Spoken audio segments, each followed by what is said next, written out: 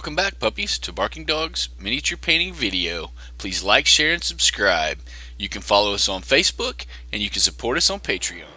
Well, it's Christian with Barking Dogs Miniature Painting. Coming back for round 2 for the Manticore, for the recording process.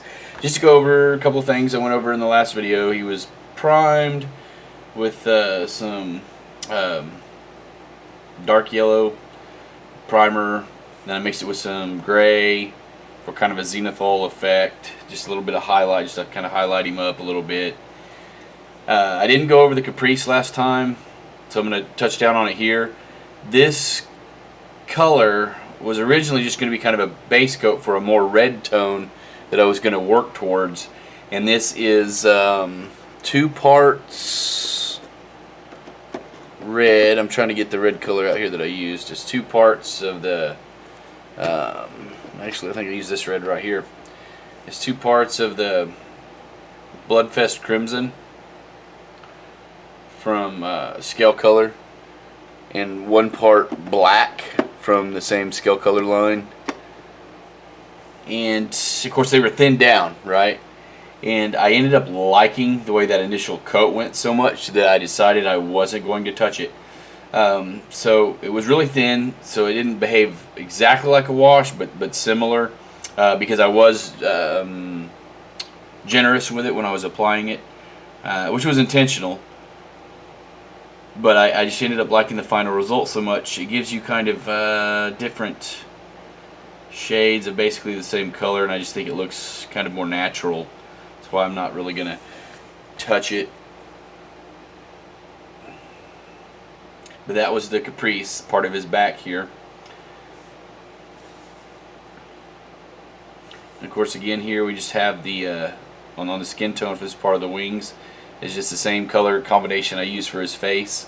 It's the Vallejo Game Color heavy skin tone mixed with a little bit of the Elfic flesh. And again, this is really thin, like I can actually still see some of the primer through there. Not much of it, like it's a pretty decent coat. On this one here, I played around with it and I tried bringing it up to a little red, and I ended up not liking it, so I ended up going back over it, and then I put a wash. And down here where it's dark, that was intentional. I intentionally put the wash very heavily to give this kind of dark and aged look to the skin there. Maybe a little more dried, I guess is what I was going for, just a little more ragged. I probably won't be doing that when I come over to this one, because, well, I think it's okay. It didn't really bring out what I was wanting, what I was kind of shooting for, kind of a dried, leathery look. So we're going to play around with this a little bit more and maybe come up with something different. This also, the first couple times that I was trying different colors, trying to get it a little more red so it looked like there was a little more, like you could see some of the blood that would be flowing through the membranes there. I just didn't really like it, so I ended up putting another coat of the skin tone over it and then the wash. It ended up being way darker than the rest of his face, so the skin tones don't match up, but I'm not going to sweat that too much, because that's just for me here to throw on the table and push around. This guy's going to get a little bit more care though. So for today's video, get right down to it, I'm going to give his fur a wash. And the wash that I'm going to be giving it, because I don't want it to behave the same way this wash did. You can see how his mane turned out, and I do like that. It turned out a little darker than the previous one. The previous one's got a little more red to it because it's just a straight mid brown, whereas I put I think it was a 10:3 ratio, 10 mid brown drops to 3 dark tone drops of the Army shade, or the Quick Shade Army Painter washes. I really like this brown here that it turned out. It did exactly what I wanted it to.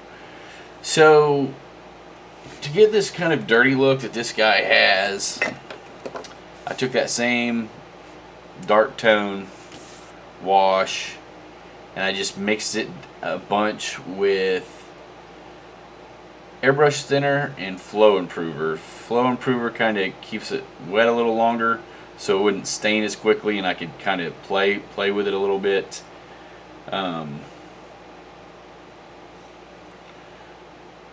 But again, all that mixture, what it does, is water it down, so it keeps it from behaving like this did.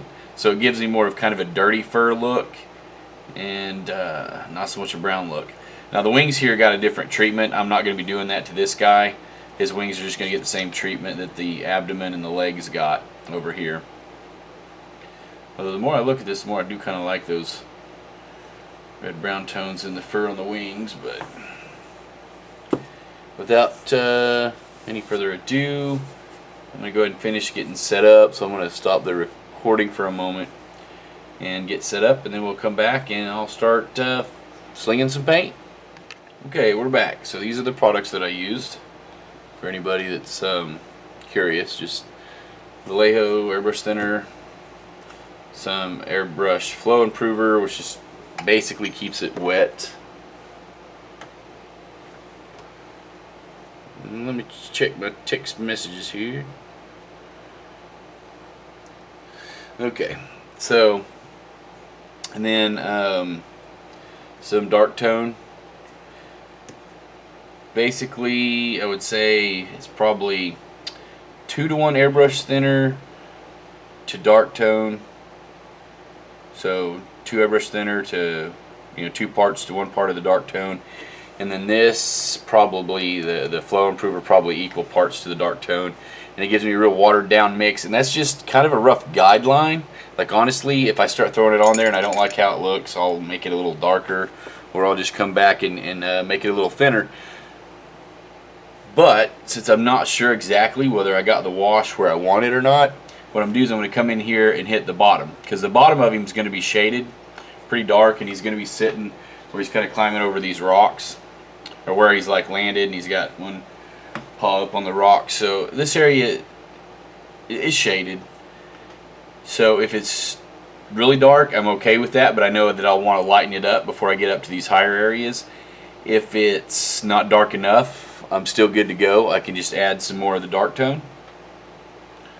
So let me get my brush wet and ready here.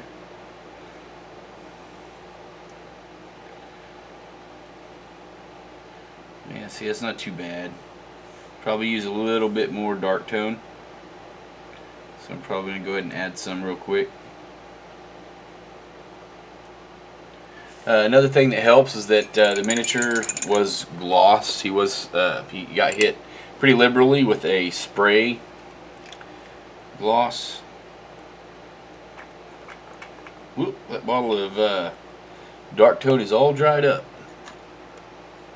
Let me use this other one over here.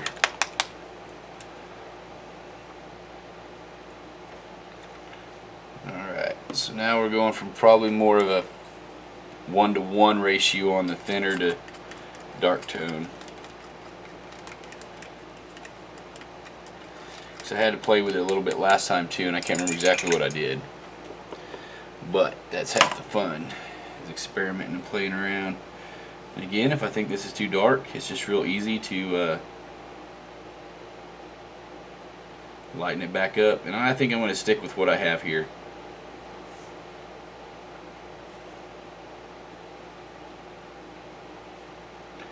Because again, I'm not wanting to wash it the way that's washed. I'm just wanting to kind of dirty him up a little bit. So I'm also going to be pretty liberal with it. Since I just got these parts here, I don't have to worry too much about the staining that will happen sometimes with washes.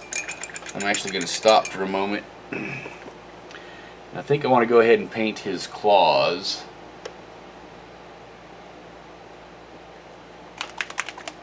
Before I apply any more of the wash.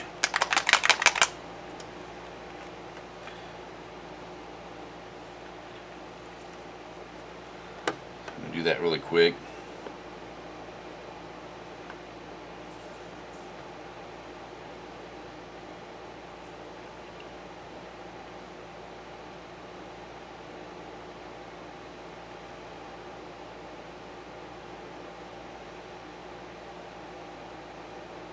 I'm just using model color ivory.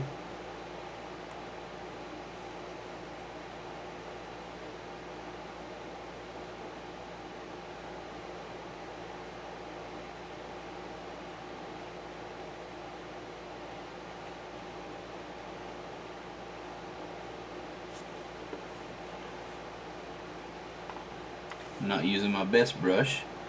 I'm using the one that I was already using, the one that I generally use for doing a lot of washing with. There, the plastic's not real detailed, but that's about where the claw would be, so.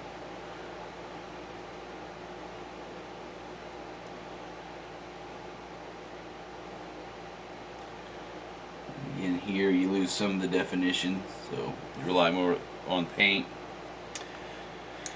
Now when I go to wash over it with our wash mix, it'll kind of stain up the claws a little bit too, help them blend in a little bit more. But when it pools up, like if I don't like where it's pulled up, I just come back and hit it with the brush a little bit, and that's giving me the effect I wanted it to.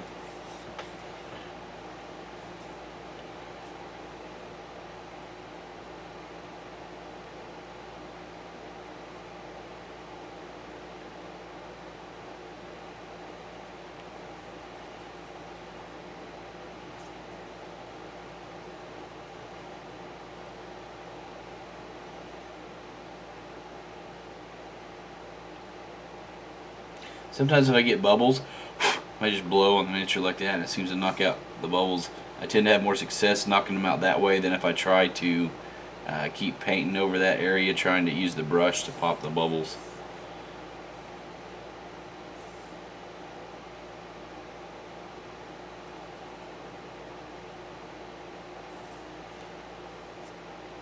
I do want to say before I did this actually yesterday off camera, oh, damn it. I'll have to come back and correct that. He's been scuffed and I've lost some paint right there. I'll have to come back and fix that later.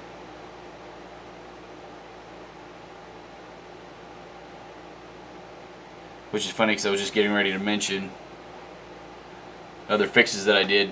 Where when I was liberal with the ink wash for the main, where I'd gotten drops, or where I'd accidentally bumped the brush, I went back and corrected those last night off camera.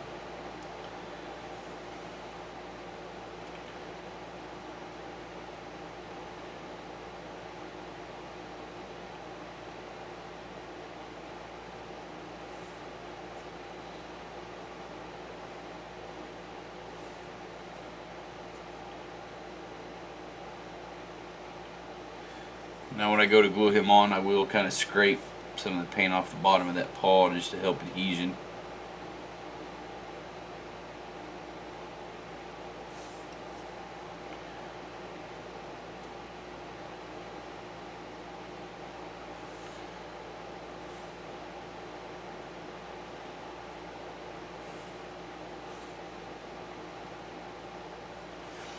Ooh, excess.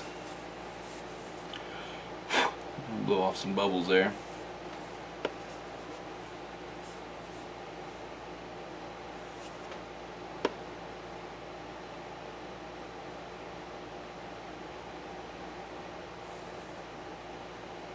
See, is it pulling up anywhere else I don't like? I think we're good on the abdomen. I'm ready to start flinging some up on the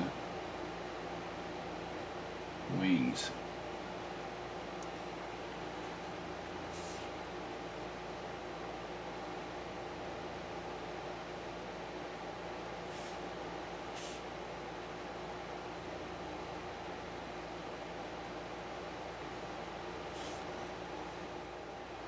The air conditioner's still running in the background there.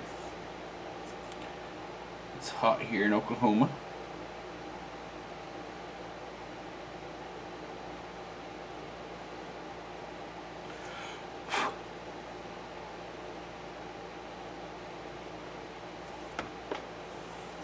Okay, see here where it's really running, I'm just mopping it up a little bit with the brush. Again, that's where I think the airbrush flow improver really helps, as it keeps it from drying too quickly and staining. And I don't care if I pull some of this wash down into the recesses on the skin here. As long as it's just not pulled up too bad, I'm good.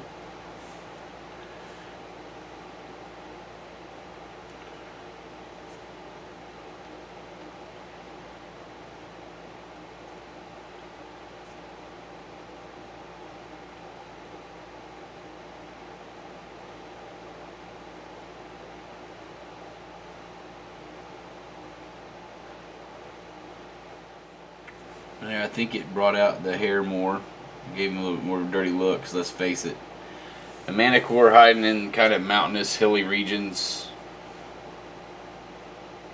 waylaying folks and trying to eat man flesh, is probably not going to be too concerned with, shampooing.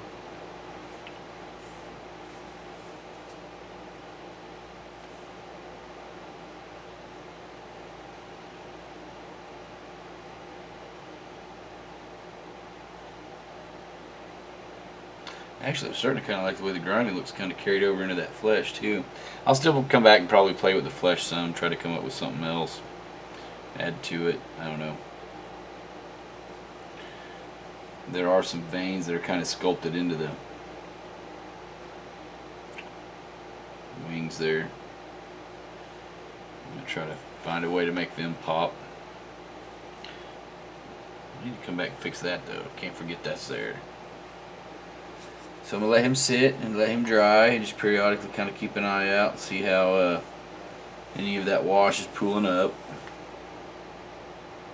Most of it will run down his legs. Some of it pools up right here. The only part I really need to concern myself with though are the wing tips.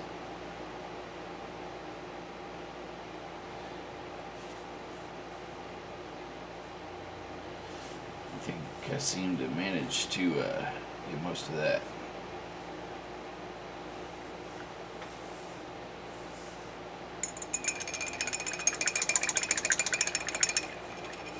If you like the work you saw in this video and some of the images you're seeing now, I'm available for commissions. You can reach me through messaging me at Facebook, www.facebook.com/BarkingDogStudio.